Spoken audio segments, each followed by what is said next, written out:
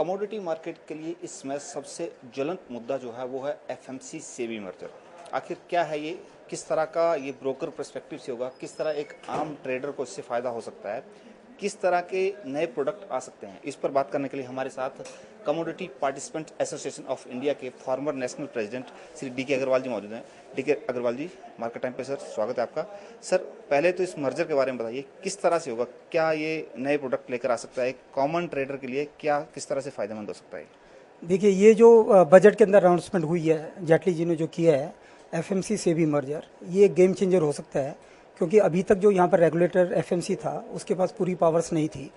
इस commodities market में risk management के बहुत सारे नए प्रोडक्ट्स जैसे ऑप्शंस, इंडाइसेस, वेदर कॉन्ट्रैक्ट, ये सब जो कॉन्ट्रैक्ट्स थे ये मिसिंग थे और बहुत सारे पार्टिसिपेंट्स इसमें अभी पार्टिसिपेट नहीं कर सकते थे, जैसे banks, mutual funds, FIIs.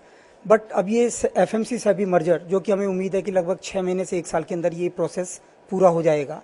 I think अगर ये होता है तो बहुत सारे ऑप्शंस के कॉन्ट्रैक्ट जो कि अभी इस मार्केट में नहीं है और जो कि एक ज़्यादा इफेक्टिव टूल है, ज़्यादा इफेक्टिव इंस्ट्रूमेंट है हेजिंग के, आई थिंक वो इसमें इंट्रोड्यूस होंगे। आज गोल्ड में आप मान लीजिए हेजिंग करना चाहते हैं अपनी रिस्क को, तो गोल्ड की ऑप्शंस यहाँ पर अवेलेबल होगी। तो इसी तरह से आज बैंक्स, जो कि एक बहुत बड़ा काफ़ी लैंडिंग उनकी होती है एग्रीकल्चर सेक्टर को भी, लेकिन आज वो अगर उनको ये इंस्ट्रूमेंट, उनको एंट्री अलाउ हो जाए इस मार्केट के अंदर, तो वो हैज कर सकते हैं अपने एक्सपोजर को और उनको लैंडिंग देने में फिर परेशानी नहीं होगी। तो ये एक इनफैक्ट ये गेम चेंजर हो सकता है और कमोडिटी फ्यूचर मार्केट के लिए बहुत ज़रूरी था कि आइदर रेगुलेटर को ज़्यादा पावर मिले या रेगुलेटर, जैसे अभी बात कर रहे हैं एफएमसी और सेबी का मर्जर हो जाएगा, इसके तहत सारी जो रेगुलेटर है वो सेबी हो जाएगा। तो उसके बाद सेबी एक ऑटोनोमस बॉडी है और सारी पावर्स इसको कंट्रोल करने की सेबी के पास होगी और वो सारे इंस्ट्रूमेंट जो मैं बात कर रहा हूँ वो सारे वो इशू कर पाएंगे। ट्रेडिंग कॉस्ट एक बड़ा ये रहता है, ट्रांजैक्शन कॉस्ट कमोडिटी में हो या इक्विटी में हो, ट्रांजैक्शन कॉस्ट हमेशा एक बड़ा इशू रहता है। क्या इस मर्जर के बाद इस तरह का फियर है, क्योंकि इस तरह की बातें आ रही हैं कि हो सकता है मर्जर के बाद ट्रेडिंग की जो कॉस्ट है उसमें कुछ बढ़ोतरी हो जाए? मेरा मानना यह है कि ये ट्रेडिंग की कॉस्ट बल्कि कम होगी, क्योंकि सेबी एक इंडिपेंडेंट और ऑटोनोमस बॉडी होगी। वो मार्केट की बहुत इंट्रिकेसीज को अच्छी तरह समझते भी हैं और ऐसा नहीं है कि एफएमसी नहीं समझते थे, बट एफएमसी की एक लिमिटेड पावर थी। तो सेबी का एक गवर्नमेंट के से इंटरेक्शन जो होगा वो एक बड़े ऑटोनोमस बॉडी के रूप में होगा। तो मेरा मानना है कि सेबी पूरी कोशिश करेगी ये कॉस्ट ऑफ ट्रांजैक्शन कम करने की, और जो एक सीटीटी इसमें लगा हुआ है उसको कम करवाएंगे। या दूसरा तरीका हो सकता है कि जो सीटीटी अभी लगता है उसको एज ए टैक्स बेनिफिट, जैसे टीडीएस होता है उस तरह से ये टैक्स एडजस्टमेंट हो जाएगा, एज ए टैक्स माना जाएगा जो सीटीटी पे है।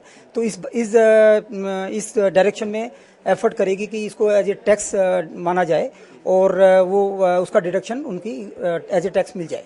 बट उन सब के बावजूद भी अगर ऑप्शंस के कॉन्ट्रैक्ट आते हैं, हमने देखा है कि ऑप्शंस पे जो सीटीटी का इम्पैक्ट है बहुत ही नेग्लिजिबल है, और अगर ऑप्शंस के कॉन्ट्रैक्ट इंट्रोड्यूस हो जाएंगे तो इस मार्केट में टर्नओवर बहुत ज़बरदस्त बढ़ेगी और वॉल्यूम भी काफ़ी बढ़ेगा और मार्केट काफ़ी डेवलप होगा। ऑप्शन कमोडिटी के लिए नया कॉन्सेप्ट होगा, थोड़ा सा इसको इलेबोरेट करेंगे कि एक कॉमन सपोज एक फार्मर ऑप्शन को अपने फायदे के लिए किस तरह से यूज कर सकेगा? देखिए, अभी क्या होता है कि अगर फार्मर, उसकी मान लीजिए क्रॉप है, अभी उसको लगता है कि प्राइसेस उसकी क्रॉप के बढ़ सकते हैं, लेकिन अगर वो अपने को हैज करने के लिए यहाँ क्रॉप को बेच देता है अपने किसी भी रेट के ऊपर, तो उसका जो अपसाइड है वो लिमिटेड हो गया। उसका मान लीजिए रेट बढ़ता है तो उसका बेनिफिट नहीं मिलेगा। लेकिन अगर वो एक इंश्योरेंस ऑप्शन, क्या है कि इंश्योरेंस है, अगर वो एक थोड़ी सी कॉस्ट दे के अगर वो ऑप्शन खरीद लेता है, मान लीजिए कोई चीज़ 100 रुपये की है, उसको वो 100 रुपये में एक ऑप्शन 100 रुपये की खरीद लेता है, तो अब उसका प्राइसेस अगर बढ़ जाते हैं तो उसको अपसाइड का भी बेनिफिट मिलेगा। और मान लीजिए उसने 1 रुपये की कॉस्ट दी है, वो 1 रुपये का उसका मैक्सिमम नुकसान है, मान लीजिए कल को 110 रुपये वो चीज़ हो जाती है, तो वो जो 10 रुपये का बेनिफिट है वो उसको मिलेगा। अभी तक क्या होता था, वो 100 रुपये में अगर बेच देता था तो उसका प्राइस लिमिटेड हो गया कि 100 रुपये में उसका प्राइस, उसकी कमोडिटी बिक गई। अब ये ऑप्शन आने के बाद उसको अपसाइड अनकैप्ड रहेगी और उसको अपसाइड का बेनिफिट मिलेगा। इक्विटी में जिस तरह के डेली वॉल्यूम्स देखने को मिलते हैं, 2 लाख 2.5 लाख करोड़ का वॉल्यूम डेली आता है, क्या इससे इतनी स्ट्रेंथ है कि जो post FMC SEBI merger commodities market में इतनी स्ट्रेंथ है कि वो इक्विटी का जो वॉल्यूम उसको मैच कर पाएगा, उसको कम्पीट कर सकता है आगे चल के? वर्ल्ड वाइड अगर हम देखें, कमोडिटी मार्केट का जो टर्नओवर है वो इक्विटी मार्केट के टर्नओवर से 10 to 20 टाइम्स होता है।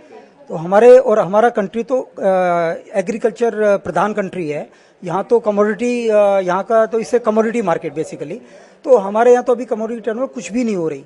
जितनी हम इक्विटी मार्केट में टर्नओवर देख रहे हैं, सही मायने में उसका 10 टाइम्स यहाँ पर कमोडिटी की टर्नओवर होने का पोटेंशियल है। तो अभी ये मार्केट जैसे अभी सेबी रेगुलेटर अगर होता है तो आप 5 साल बाद या 10 साल बाद देखेंगे कि कमोडिटी मार्केट की टर्नओवर, मुझे बड़ा कोई आश्चर्य नहीं होगा कि वो इक्विटी मार्केट की टर्नओवर से भी ज़्यादा हो जाए। मेक इन इंडिया की बात हो रही है, कमोडिटी किस तरह से मेक इन इंडिया में एक हेल्पफुल हो सकता है? कमोडिटी फ्यूचर्स, कमोडिटी अगर ऑप्शन आते हैं तो देखिए, अगर हम मेक इन इंडिया की बात करते हैं तो it is all about manufacturing.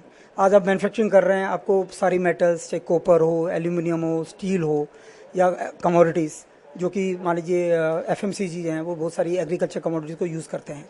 तो उसको अभी हेजिंग करने के लिए कोई बहुत डेवलप्ड हमारे पास इंस्ट्रूमेंट्स नहीं है, ऑप्शंस नहीं है।